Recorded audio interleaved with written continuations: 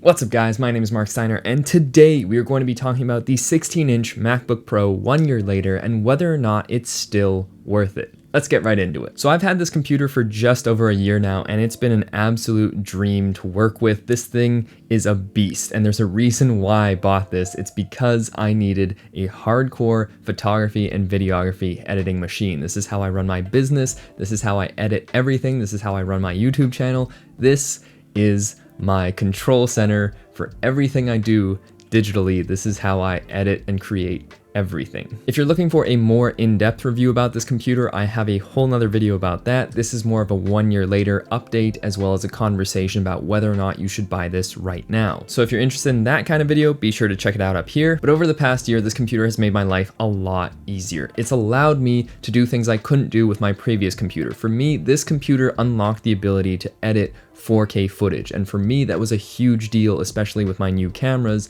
and being able to keep up with that technology. Being able to edit 4K footage flawlessly was a really important thing to me. I started editing 4K footage from my a7R III, and I have since upgraded to my Sony a7S III, which the files are a lot bigger and a lot more dense, and this computer handled it like a champ.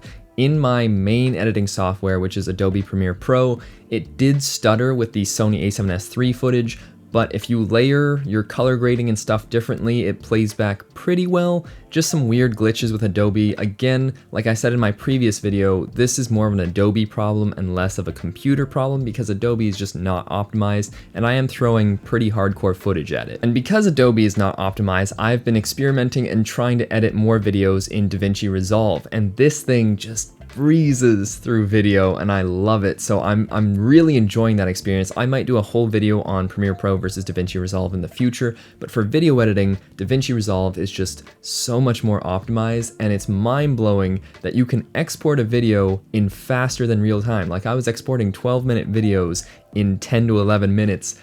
On Adobe that would take 45 minutes to an hour, so that's just, I love that, and this computer can do it, and it's great. This machine is not perfect though, and there are definitely some things I would like to see improved on the next generation. One of those things are the bezels. The bezels are much better than the previous generation. They slimmed them down, and that's why this is able to be a 16-inch laptop in a 15-inch footprint, which is greatly appreciated. But compared to the rest of the PC market with these bezel-less displays, I would really like to see that on the next generation. Something else that definitely needs to be improved is the webcam. There's just no acceptable way that in 2021 we should be getting a 720p webcam. This is not even considered HD anymore. There is no reason for 720p webcams to be in this. The fact that our phones can shoot 4K 240 is absolutely ridiculous. We have HDR Dolby Vision on the newest iPhones. They can give us a 1080p camera in the next generation of laptops, especially now since so many of us are working from home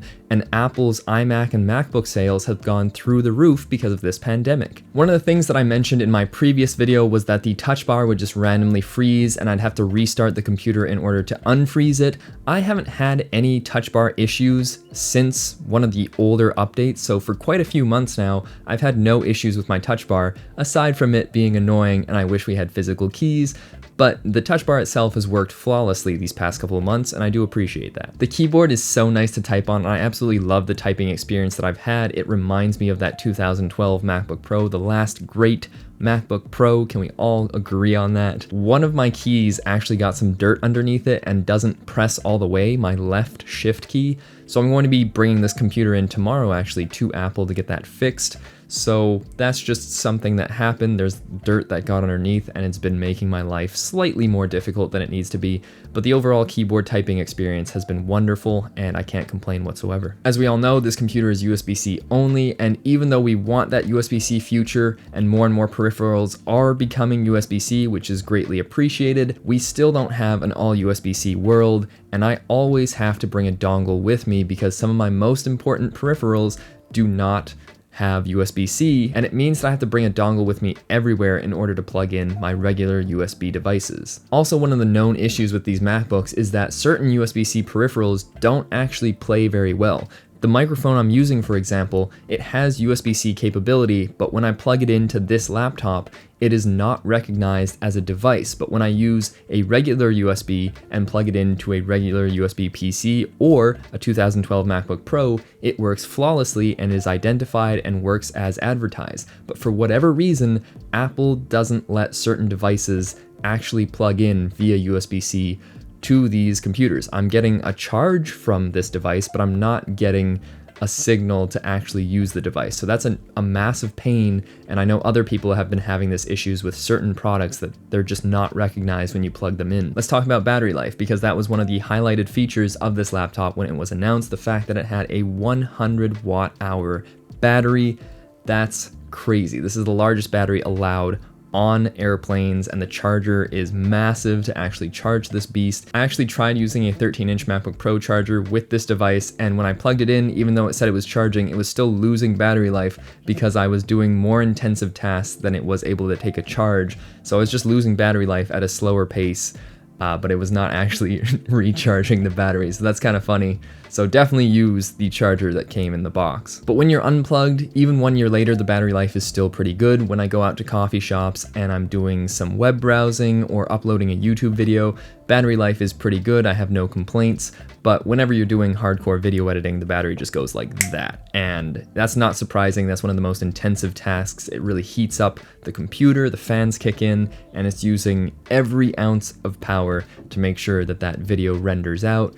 So I'm not surprised by that. You definitely want to be charged and plugged in when you're doing video editing. Speaking of heating up, this computer does get pretty hot under sustained loads, and those fans do kick up, and every time I export a video, it's like a jet engine is taking off. So even though this is a bigger body with better heat dissipation and better thermals, it's still going to be loud. I did run into a certain issue one time. I think I was exporting a video and it was going to take 2.5 hours to export, and the CPU just gave out and my computer shut down. So clearly we hit a thermal threshold where it shut down. That only happened once though, and I understand it was a crazy video that I was exporting, but the fact that it shut down worries me. And on top of that one shutdown, I've had numerous cases where the computer will just randomly shut down in the middle of something. One time it happened in the middle of video editing, and the other times it happened when I was just kind of idle and I didn't really notice, but it just rebooted and I was like, I don't know why that happened, but it will just randomly shut down and restart every so often, which is a weird glitch to have. But overall, this computer has been absolutely amazing, and I do not regret my purchase whatsoever. This is probably one of the best purchases I've ever made because it enables me to do so much, and it's a good bang for buck, and this was a nice big upgrade from the previous gen, and because there have been so many delays because of the pandemic, that just made it worth even more to me because the upgrade cycle has been pushed back. So I'm very glad that I picked this MacBook up because its longevity and its importance has sustained over a longer period of time for me. But now is where we start talking about whether or not this computer is still worth it, and should you be buying it or should you be waiting. And in my personal opinion, you should definitely not buy this computer right now. It is at the end of its life cycle. We've already seen the potential of the next gen Macs in the M1 chip, in the MacBook Air, the MacBook Pro 13-inch, and the Mac Mini, and these are just a beautiful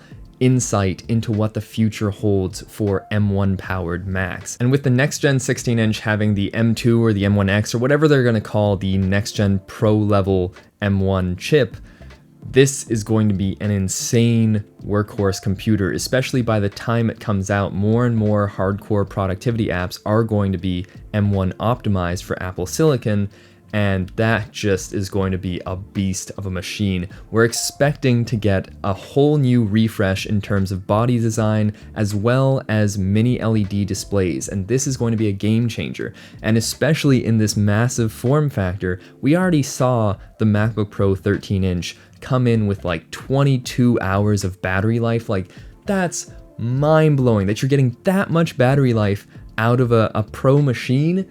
And now in a 16-inch form factor that's even bigger, sure, you know, the fans are going to take more battery and whatnot, there's going to be GPU, all that. But even that, we're expecting like upwards of 30 hours of battery life on this machine. That's absolutely crazy. The fact that you can actually start editing 4K videos and not have to worry about plugging in is a game changer. Like this means that you have to charge your device 1 to 2 times a week and not be tethered to a charger when you're doing heavy workloads. That is mind-blowing. So the fact that these next gen pro level computers with the M1 equivalent chip are coming out in the not so distant future, you should be waiting for those ones. Those are the computers we've been waiting for, because those are going to be a massive game changer, and you should definitely not buy the current gen 16-inch laptop. I'm just so excited for those next gen pro computers because they're just gonna blow everything else out of the water, and that's gonna be a massive game changer, especially for video editors, because these new Apple Silicon MacBooks are going to have that H.265 codec enhancer, whatever they're calling it, but that means that you can now edit H.265 files like they're nothing, like butter on these next gen machines. And that means that these cameras that we all have, the Sony a7S III and future gen cameras that are going to be utilizing the H.265 codec, are going to have such an easy time editing that kind of footage. And that's awesome, because currently if you put H.265 footage on these Intel MacBooks, your computer might as well just be a log, because it is not going to edit that smoothly at all. Like there's nothing you can do with H.265 footage. That's why I always shoot H.264, because the computer can actually handle that. The issue with H.264 is that the file sizes are massive, so they're going to take up more hard drive space. So my hard drives have been filling up big time with my Sony a7S III footage, because each project is between 60 and 100 gigabytes, and that's a lot of footage for a video. But H.265 is about 50% of the compression. So if you can get the exact same, if not better quality in 50% of the amount of space that H.264 takes up, that is huge. And if your computer can actually play it back and edit it and do it smoothly and well, that's a massive game changer. So in my opinion, the 16-inch that I currently have was a huge upgrade because it allowed me to edit 4K footage, and the M1 powered 16-inch MacBook Pro is going to be a huge upgrade because of that battery life, that display, that better overall body, thermals, all that, but also the ability to edit H.265 footage is going to be a massive game changer. But as always, I would love to know what you guys think. Do you think the 16-inch Intel version still has a place in the world right now, or are you holding out and looking forward to those next-gen Apple Silicon laptops? Let me know in the comment section down below. My name is Marc Steiner, and I'll see you next time.